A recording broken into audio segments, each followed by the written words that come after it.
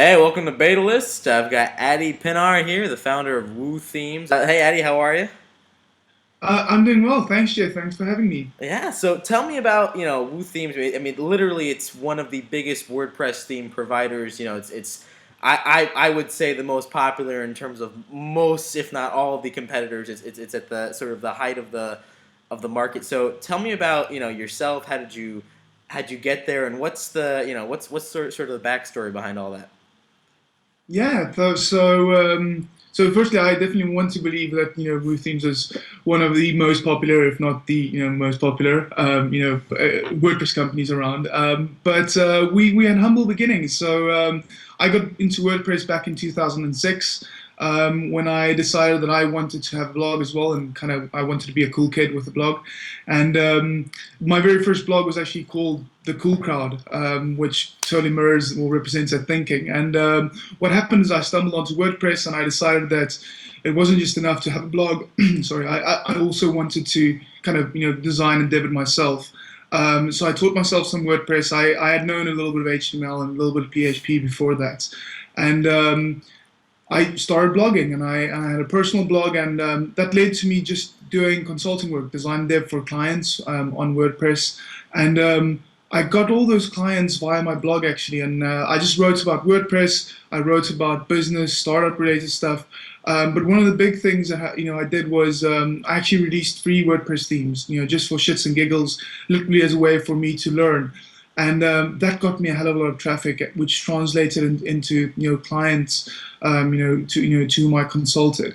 And then based on that, I kind of had the epiphany that I was doing so many of these kind of custom things for clients that were pretty cool, and I couldn't do them, or nobody else, was doing these Yeah. things in the free themes that were available. So I kind of had this hunch that I could potentially sell these things, and around about the same time, and I'm not exactly sure who was first, but between myself and Brian Gardner, who's in charge over at Studio Press, we started selling WordPress themes. This was I released my very first product 2nd of November 2007, so that's almost Wow. 6 years ago now. And yeah, and then from that, Magnus, one of my co-founders, noticed me, said he likes what I'm doing, and we started collaborating.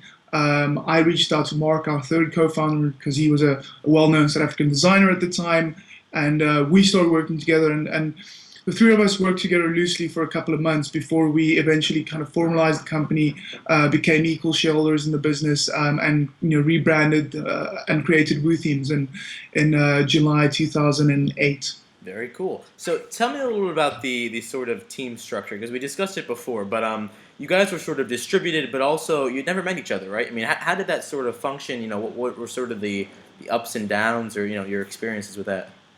Yeah, so when Megan's Mark and I started working together, it took us 16 months before we eventually met, and we sat down physically in the same room, and actually had a beer and a good conversation. And I mean, I can vaguely remember we didn't even have voice calls back then, and we still joke about Wow. the reason for that being Magnus didn't like the sound of his voice.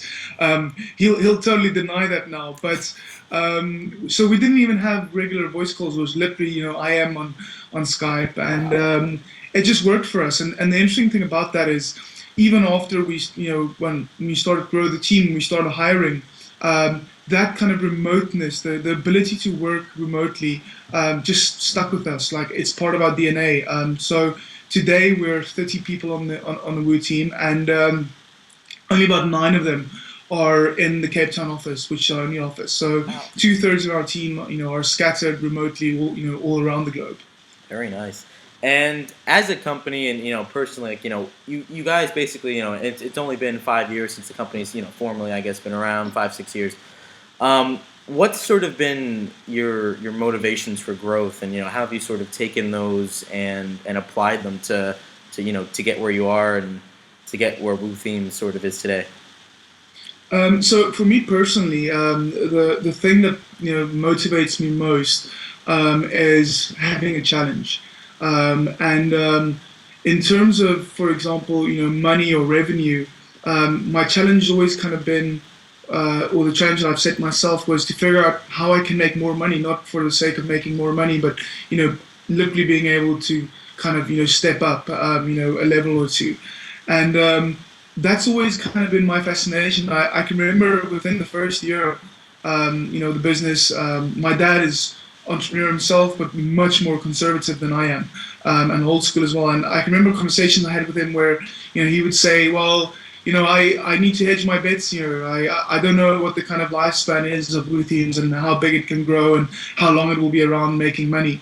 And I always saw that as a challenge to kind of just always, never accept any kind of ceiling in terms of what we were kind of how big WooThemes can be. Yeah. And in my mind, I never wanted to cap that.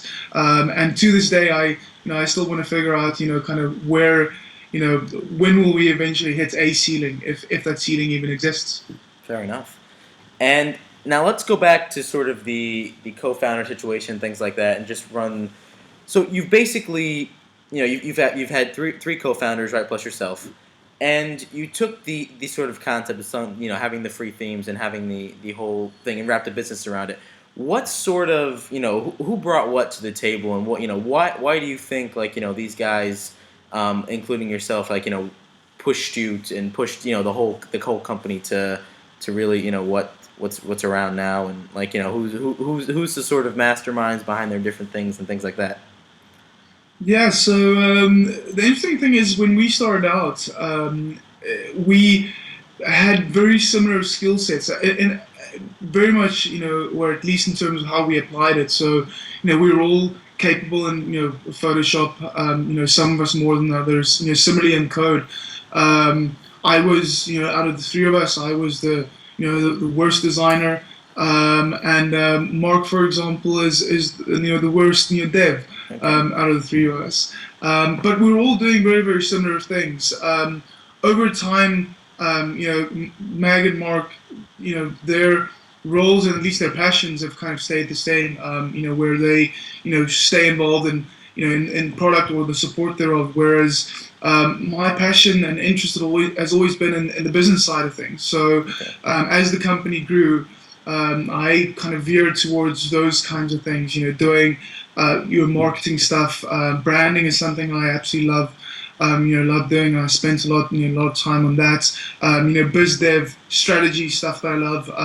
I've always taken care of the finances, and that kind of led to some kind of a natural decision. A couple of years back to become CEO of the company. Just to kind of put a name or term to what my role eventually was. So I had a interesting route to. I think from about year two, I never touched code ever again. Wow. Not because I wasn't interested. It was just a case of I had my passions was elsewhere in terms of the business stuff, and we were hiring people and building out a team that were they were much better at the design and code stuff, the product stuff than I could ever be. Very, very nice. Now, in terms of, you mentioned you just got into the business part, the strategy, business development. What would you say were the biggest things that that you did throughout the 5-year period that really, pushed you guys forward and just whether it be strategy, methodologies, some like, just the whole distributed team thing you guys have been doing for years now, but only now that's sort of becoming like the thing to do and that sort of strategy, I guess. But yeah, what would you say are a few strategies and maybe some other things that different other companies or things could apply in their own way? Gotcha. Yeah, so I think two things. The first being when we launched initially, had a really kind of innovative product. We were doing things differently to what other people are doing it, and the things we were doing were of really good quality, and that gave us the ability to have that initial traction. Our sales proposition or value proposition was kind of obvious. If you had to compare stuff you get for free or stuff you could get elsewhere, compared to our stuff, it was a relatively easy sell. And the interesting thing about that is because generally I actually believe that any kind of technology is and code is pretty generic, so you can't out feature your competitors. But initially, that's definitely something that really worked for us. And I saw that once, once after that kind of initial year or two, because after the initial year or two, competitors started catching up, and the technology and code became generic again. But I saw that again about 2 years ago when we released our e-commerce, plugin called WooCommerce, and we saw the same kind of growth, initial traction. That we saw all those years ago. So that's the first thing. The second thing, and the one I'm really passionate about, is branding and how our customer service relates to that branding. I think ultimately, the only way, as I said, I don't think you can out-feature your competitors, which means you need to be doing something else. And what we saw is, even when the WordPress marketplace is hellishly congested and competitive at this stage, because anyone from anywhere can release a competing product. But the thing that they can't compete with is all the legacy and love that has gone into our brand, which has allowed us to build a fantastic audience of of people. And I wouldn't say we're the default option, but if you put our product against another product, and even if that product is 10 or 20% better than ours, people still tend to pick us because we have the reputation. And that's kind of the significance that I attach to the things we've done in terms of our branding. And as I said, specifically how, because I totally believe that branding is what you do. It's not a logo or a color palette or shit like that. It's totally what you do. And one of the primary things you do, as a tech company, is your interactions with customers, either pre-sale support, after-sale support, technical support, doesn't matter. All those interactions ultimately shape the perception that people have about you as a company. That's really phenomenal, and it's nice to hear that as well, and sort of seeing, there's so many companies and there's so many people who just sort of focus on just the super, we're gonna do just one thing, or we're just gonna but you guys have sort of taken the one thing, built on it, taken another thing, built on it, and it's built over time. You can't get an audience, you can't get phenomenal customer service or anything like that, and a 2-day period and start just saying we're awesome. It's really, like you said, it's a reputation that you sort of form. That's really nice to hear. Exactly. Just something interesting on that, Jeff. I mean, because you say about building it, we've never had hockey stick growth, for example. From day one, if I draw you the graph and I showed you the graph, our growth in revenue and user numbers always been very, very linear. At some points it kind of accelerates slightly, but there's never been a case of where we double up from one month to the next or one quarter to the next. It's always been very linear. It's always been kind of very deliberate in the how we've put the building blocks into place over the years. I'm assuming just a very continuous, like it's not a hockey stick, it's not a stock, it's not going up and down, but just sort of the slow trek up the mountain. Exactly. Very, very nice. And it's also just sort of really interesting because, like I said before, there's the whole distributed team is all been all the quote unquote rage at the moment, as well as awesome, providing good customer service and all those things. But it's I think a lot of people forget that there's a lot of companies like WooThemes or even other ones that I'm sure have been doing sort of similar things for years and years, but only now there's just 2 or 3 people who are the experts on these things. So it's very interesting to sort of to hear what companies have been doing for the past 5, 6, 7 years versus what's the hot thing now that it's that other people are now just starting to notice and try and work on. So, and what would you say is sort of the biggest challenge you've had with WooThemes, as well as maybe the biggest success maybe resulting from that? And one of the answers can be founding it. So. Well, I think the biggest challenge has kind of been in the growth and in scaling.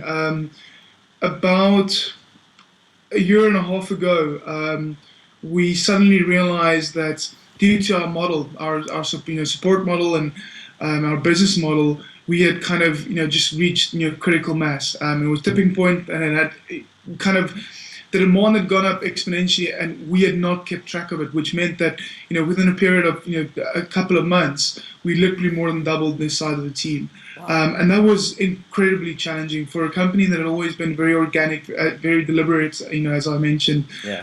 to suddenly within 3 or 4 months double. I think we went from 11 to 21 people within the space of 3 or 4 Yeah. months. That was hellishly challenging. But and so in terms of the one thing that I think have been has been a big success is um, I probably think um, it's in how we've given team members enough freedom to express themselves and to do things in their way, mostly at least. Um, and I think that is just kind of the trust,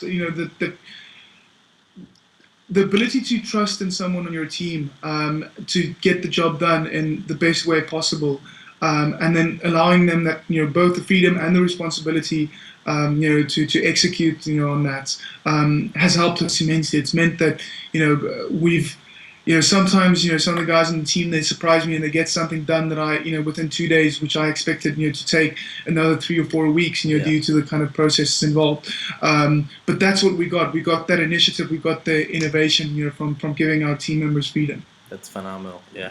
No, I definitely sort of hear that, and that's a great, like, that's a phenomenal way to sort of manage, like, especially on a remote team. It's really, if you've got number one, good people, and number Yeah. two, you just sort of say, here it is, knock yourself out, and if it gets done tomorrow, okay. If it gets done when it's supposed to get done on this point, good. And Yeah. like you said, most of the time, and my experience in working with different people from XYZ, it's always usually early. So Hey, freedom's a big motivator. So yeah, and the interesting thing is it's actually much easier to practice that with a remote team because yeah. you don't have that temptation to actually micromanage and Oh, yeah. physically look over someone's shoulder. Exactly. Yeah. Phenomenal. Well, very cool, man. I'm looking for any cool stuff in the pipeline down the next couple months that you want to preview, or Yeah, so you guys coming out with so WooCommerce 3.6 or something?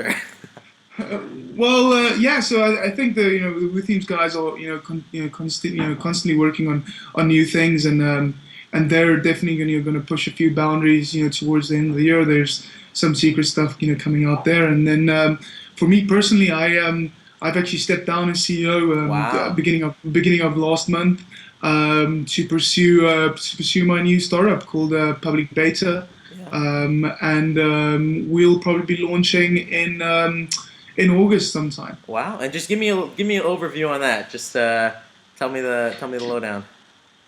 So I'm still practicing my elevator pitch, but PublicBeta is basically a online learning community for entrepreneurs by entrepreneurs, and the idea is to get really successful entrepreneurs to teach that kind of one skill, one technique, one process, one trick that really help them kind of succeed in their business, whether that's kind of customer development or being great at idea testing, validation, whatever it is. That's the idea, and the best tagline, or the one that I like the most that I have for PublicBeta at this stage, is that PublicBeta is your more intelligent, more experienced co-founder, and you don't actually have to give us any equity. So Perfect. yeah, so that's what I'm working on at the moment. Very, very cool. And then any co-founders on that? You're sort of doing it on the side and running it off, like the team you have now. And No, it's a completely new business. I'm solo founding it, self-funding it, bootstrapping it. I've just hired my first team member as well, and yeah, it's completely unrelated from WooThemes. So whilst I'm still involved in WooThemes, I have a non-operational or non-executive role there, and yeah, I work with the management team. But 99% of my focus is on PublicBeta now. very, very cool. That's not bad at all. I'm looking. And then you guys, when do you think you guys are going to launch that and sort of see what the Um, what the community thinks? at this stage, we're targeting mid August for Okay. our V1. Very cool. And I'm assuming people, entrepreneurs will sign up, and then just the maybe the regular ones, and then the very accomplished ones, and then just sort of having like a sort of a skill share type of setup where they sort of have like a webinar type thing, or what are you guys sort of planning on running together? Yeah, so this stage is at least in terms of if you're an entrepreneur and you want to teach something, it's totally invite only. I've gotten just over 40 entrepreneurs to contribute or Okay. volunteer their time already, Very and nice. yeah, we're using video, so passive passive video. It won't be live webinars initially, Okay. Yeah. so video initially, and then yeah, we'll use that to kind of build a community around the learning content, and then just kind of build things up from there. We have a few bigger ideas, but safer is easier and better initially. Okay, very cool. Well, I look forward to seeing what you. I mean, I'm curious to see the public beta come out and sort of see what if you can apply what you did with WooThemes to that, and I'm sure the growth will just be exponential. Hopefully, so. I wouldn't mind that. Yeah, no, nothing at all. You cross your fingers and hope to, So. But very nice, Mil. Thanks a lot, and it's really great to sort of hear all your different methodologies and sort of what you've done, what you're doing, and how you did it. So. Awesome. Thanks, Very Jeff. good. Yeah, Thanks for thanks, having man. me. See you.